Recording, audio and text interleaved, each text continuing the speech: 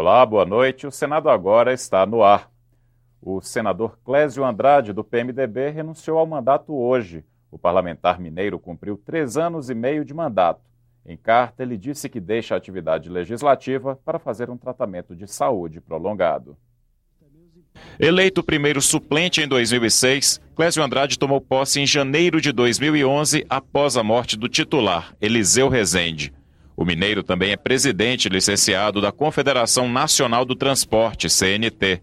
A renúncia chegou por carta, será publicada no Diário do Senado e foi lida no plenário pelo primeiro vice-presidente da Casa, senador Jorge Viana. Faço por motivo de acometimento de problema de saúde, laudo médico em anexo, que acarretarão procedimentos e tratamentos que se estenderão ao tempo de que resta de meu mandato. Não optei por licença, uma vez que considero prejuízo ao erário público o recebimento sem o respectivo desempenho das funções. A vaga de Clésio será ocupada por Antônio Aureliano Sanches de Mendonça, filho do ex-vice-presidente da República, Aureliano Chaves.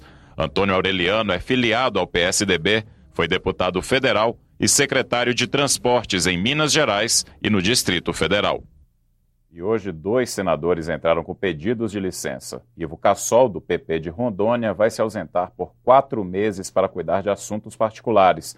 Armando Monteiro, do PTB de Pernambuco, também vai ficar fora do Senado durante 4 meses. A licença é para tratamento de saúde.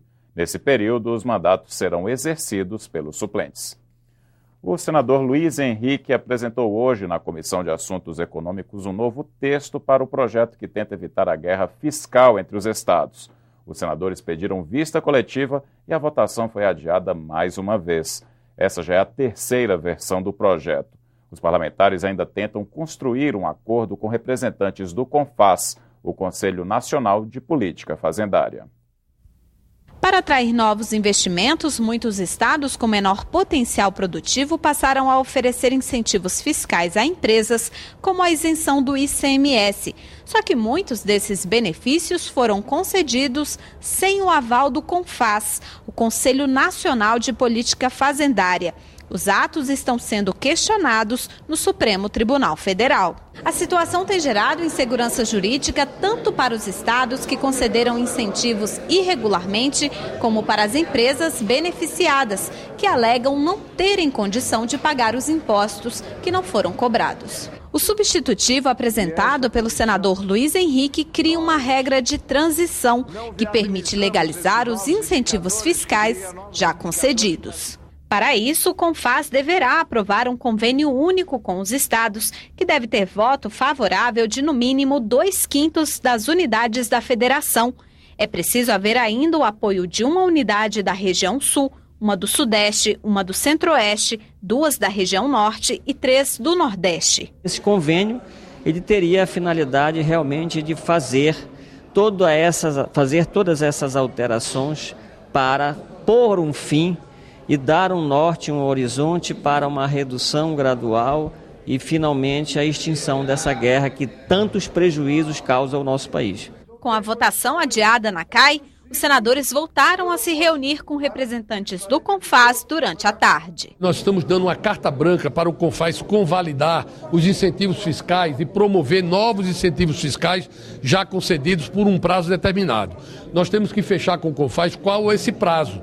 Extraoficialmente, nós temos a informação que seria para a indústria num prazo de 15 anos, que nós achamos pouco, nós queremos 20 anos, e para o comércio seria de apenas 1 ano, o que nós achamos muito pouco. O CONFAS tem uma outra proposta, que não é a nossa, ele coloca uma série de condicionalidades que não nos atendem. Então, eles ficaram de estudar a nossa proposta e apresentar no dia 3 de agosto uma nova posição do CONFAS em relação ao projeto em discussão. A Comissão Mista de Orçamento tinha reunião marcada hoje para votar o projeto de Lei de Diretrizes Orçamentárias, a LDO. Por falta de quórum, deputados e senadores deixaram a votação da LDO para a próxima reunião da comissão, marcada para o início de agosto.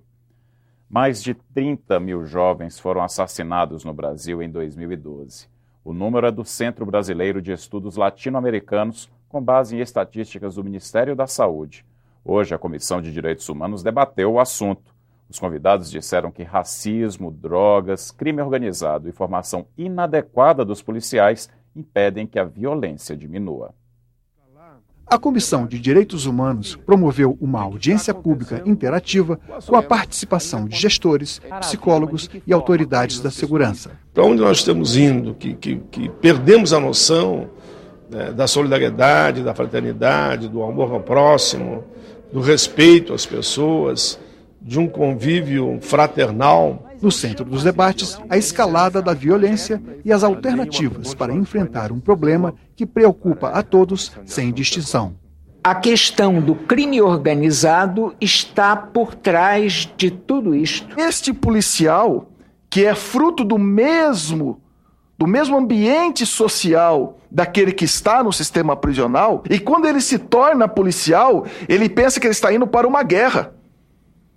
E ele não está indo para o escopo prevenção, ou ele não está indo para o escopo apuração. Ele está indo para uma guerra. A face visível e eleita da incidência desta violência que mata, banaliza e ceifa vidas tem nome, tem cor, tem raça. Os jovens negros morrem mais que os jovens brancos, e o mapa da violência, com os dados do sistema de saúde, revelam que enquanto a gente tem conseguido reduzir o número de mortes de jovens brancos na curva de década, a gente vê que a gente ainda assiste a um aumento do número de mortes de jovens negros no mesmo período histórico.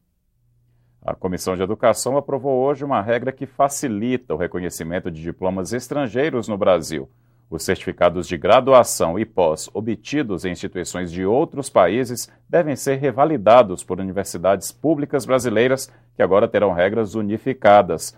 O projeto segue direto para a Câmara dos Deputados, a menos que seja apresentado recurso para votação em plenário.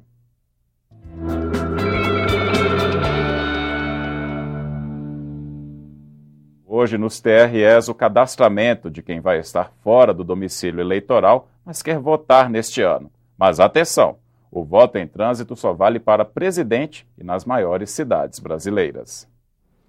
Janguinha é baiana e mora em Brasília há 4 anos.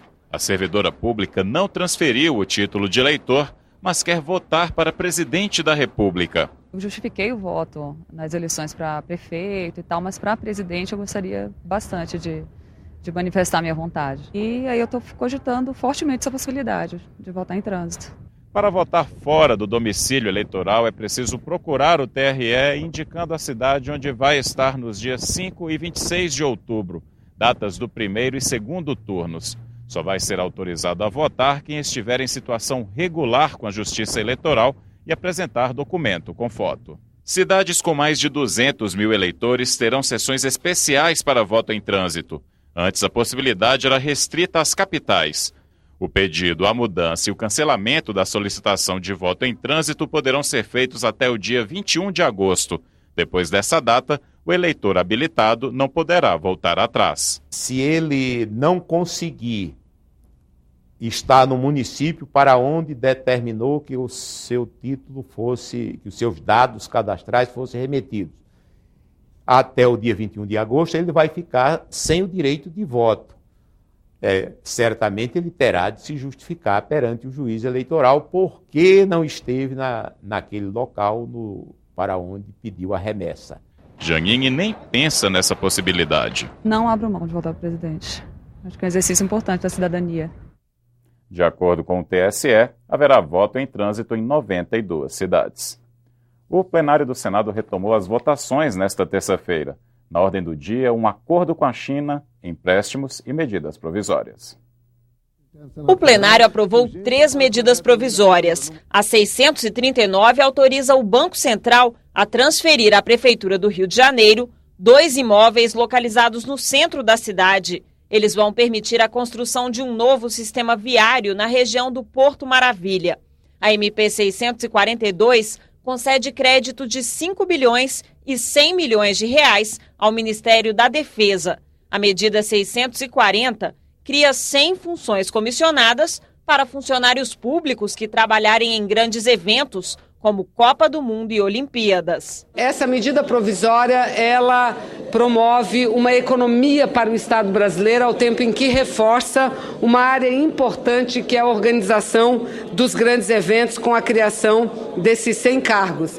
E faz a economia, repito, porque ela extingue os 564 cargos existentes. Os líderes concordaram que depois desta semana, as próximas votações no plenário do Senado serão em agosto. Nós já convocamos com a aquiescência dos líderes para 5 e 6 e a partir daí nós só convocaremos com a decisão da maioria dos líderes. Assim, nós compatibilizaremos o funcionamento do Congresso Nacional com a realização das eleições gerais no Brasil. De acordo com o presidente Renan Calheiros, não haverá recesso durante o período eleitoral. O recesso é quando você paralisa o legislativo.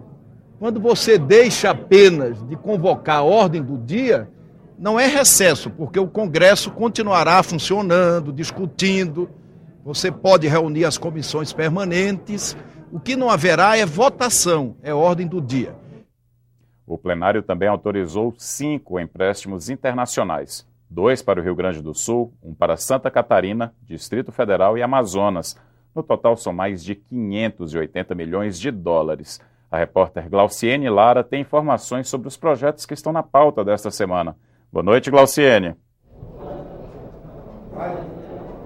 Boa noite, Hermes. Boa noite a todos. Além das medidas provisórias, o plenário também aprovou o acordo de extradição do Brasil com a China. O texto foi assinado em 2004 e faltava votação no Senado para entrar em vigor. Ele obriga os países a entregar suspeitos e procurados pela justiça que estejam nos territórios para combater a criminalidade. O acordo foi aprovado no momento em que o presidente chinês está no Brasil para a reunião dos BRICS. Os países emergentes que formam o bloco são China, Rússia, Índia, África do Sul e Brasil. O presidente chinês vem visitar o Congresso nesta quarta-feira, às 3 horas da tarde. E também nesta quarta-feira as votações no plenário continuam. Os senadores aprovaram um calendário especial para votar a proposta de emenda à Constituição que prorroga os incentivos fiscais na Zona Franca de Manaus por mais 50 anos. Essa PEC vai ser votada junto com a Lei da Informática, que concede por 30 anos incentivos fiscais a empresas de tecnologia em 11 áreas de livre comércio na região norte do país. Hermes. Obrigado, Glauciene. Os nomes do escritor Machado de Assis e da voluntária na Guerra do Paraguai Jovita Alves Feitosa serão incluídos no livro dos Heróis da Pátria. Os projetos foram aprovados hoje pela Comissão de Educação e ainda precisam ser votados no plenário do Senado antes de seguirem para a sanção presidencial. Você terá outras notícias a qualquer momento em nossa programação. Boa noite.